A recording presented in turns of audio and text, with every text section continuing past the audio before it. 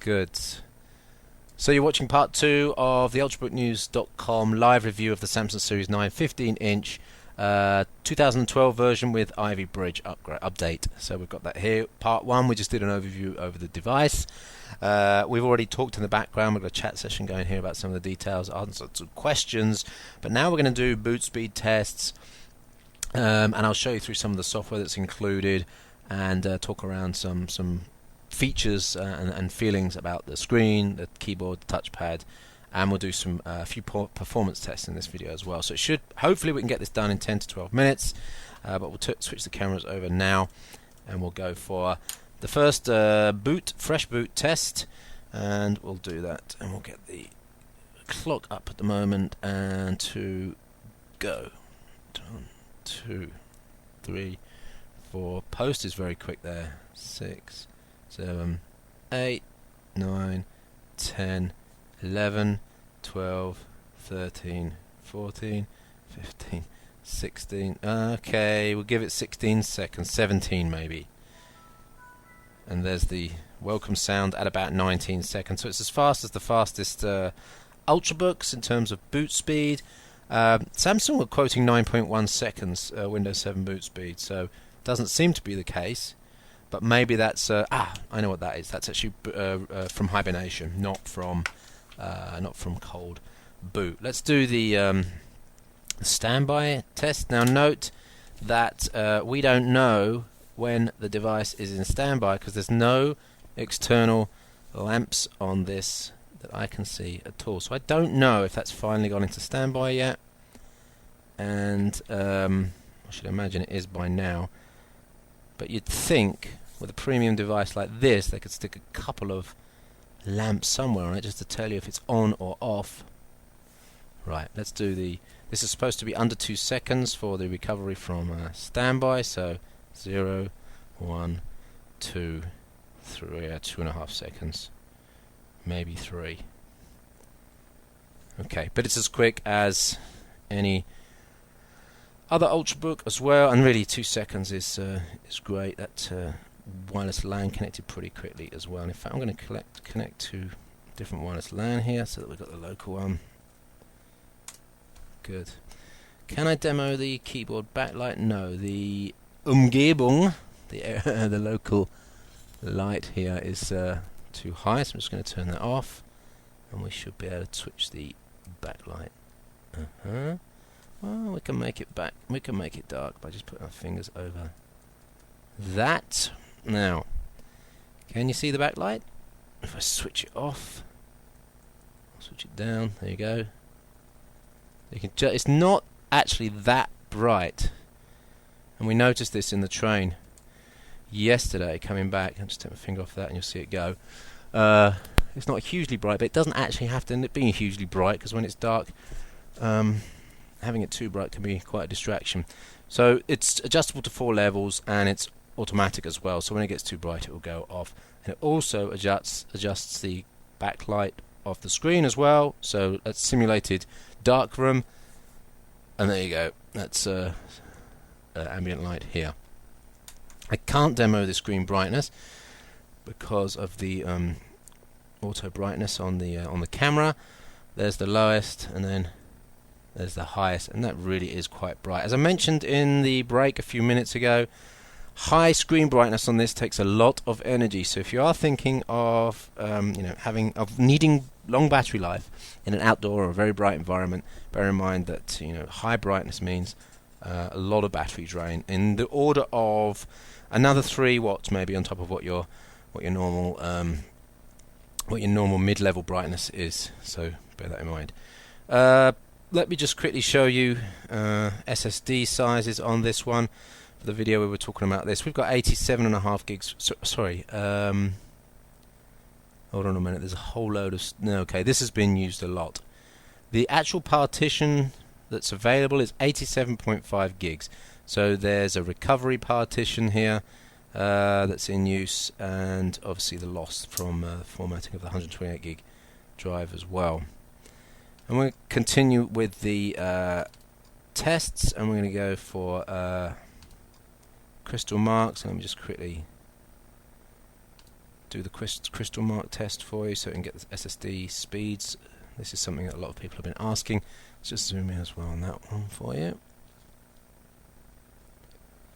I'm going to turn that brightness down slightly. Okay.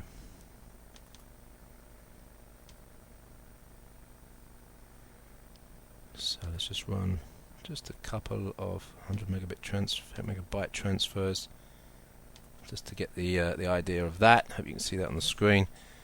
I think we're expecting over 250 sequential read, potentially over 300. Just wait for the first one to come in. Oh, sorry, didn't press it. There we go. So this is Crystal Dismark doing its first test now. That should come 3, 2, 1, go. 288 sequential read. It's just going to run through a couple of those. Oh, now we're looking good. There's SATA 3 for you, I think. 6 gigabyte SATA. Write speed there, the first one is 124. Wait for the second one, that might go up.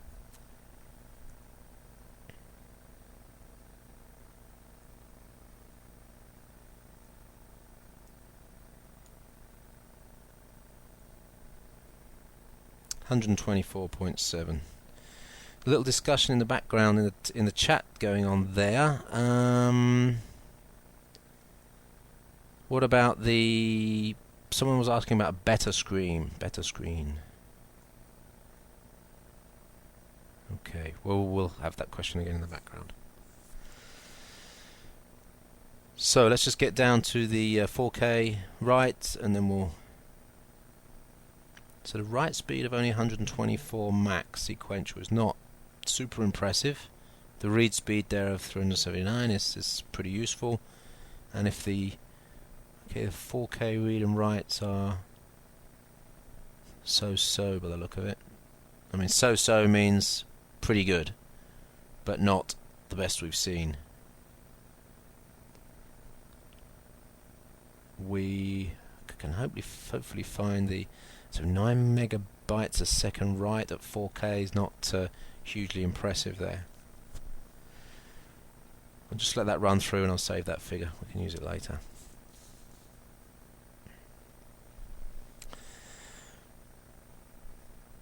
So first we can do a quick battery life check at this point. While that's doing that, we are at 89% and the time is 21:50 and it's showing 89%, sorry, and it's showing 6.5 hours being shown there.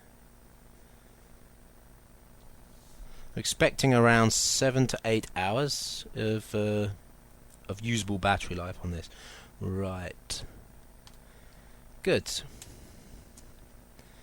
Just save that. Oops.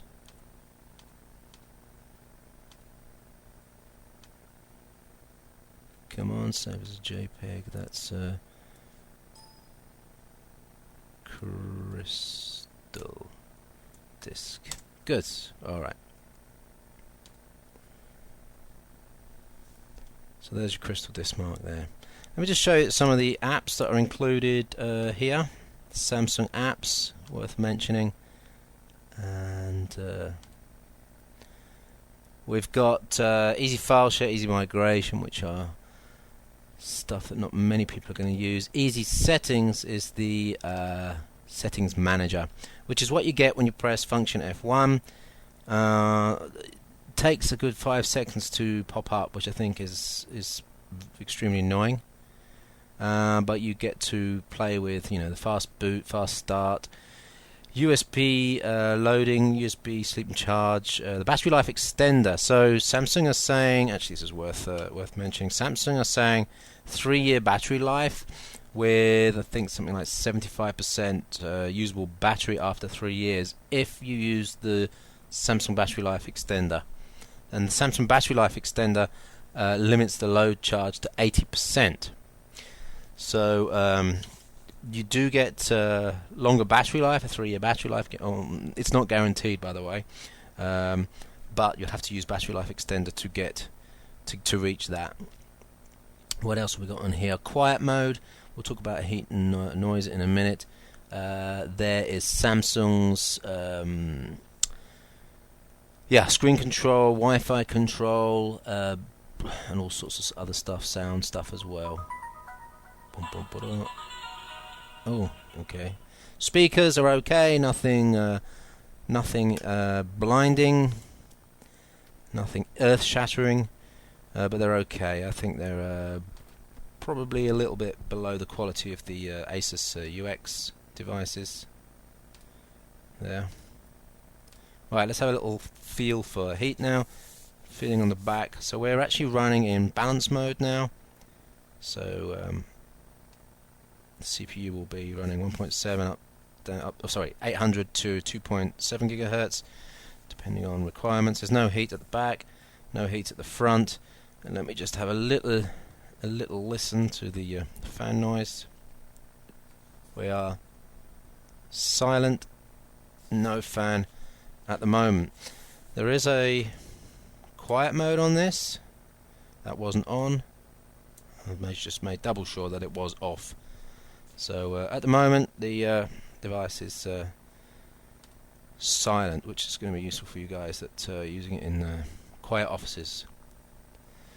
Let's bump up a few tabs here. Let's just get some apps loaded up now, so that I can put some load on the device. Why have I not got any Wi-Fi here? Let me just check that. I think I just made a little bit of a mistake with the cabling. Where's that one going? Okay.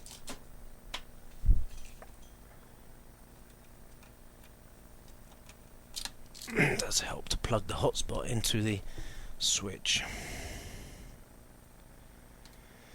Right, in terms of video playback performance on this, we're talking about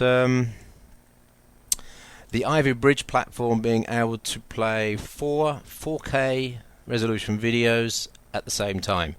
So there's something like a total of 60 probably even more than that, but 60 megabits per second of total throughput from the hardware decoder in the formats that it supports. So mainly H.264 will be the format that you should be working in if you want to get the advantage. Windows Media Video as well, I think.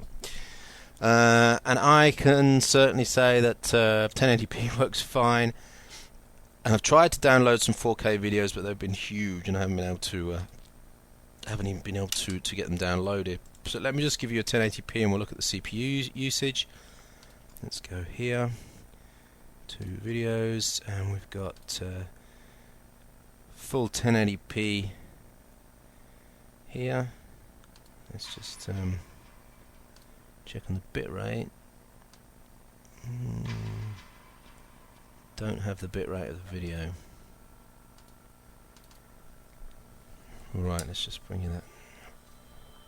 This is the Timescapes 4K trailer.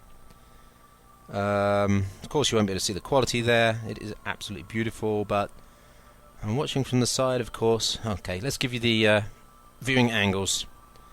So from the side, actually not too bad, but you get the inversion, and you get the the inversion that way, and the fading that way, which you don't get on the 13.3 inch because it has the full IPS display. So vertically it needs to be correctly positioned. Horizontally it's pretty good. Let me just have a look at the CPU load right now as that's running. That's running at 2%, 3% CPU. It's basically doing nothing, and that's a nice 1080p. So that should actually make sure that the fan doesn't come on and that it won't get hot when running at 1080p. I'm feeling for temperature here. I can barely feel any difference across the front. Across the back, there's nothing there. And let me just do a quick... There's nothing coming out of the fan ports either. So it's pretty good for 1080p video fans. You're going to have probably a silent unit there. So that's really good news. Just checking for questions in the background. Right, so what we'll do then is we'll just cut that video there because it's been 10 minutes, and we'll do a part 3 video in a second where we'll go into checking the battery life again. We will look at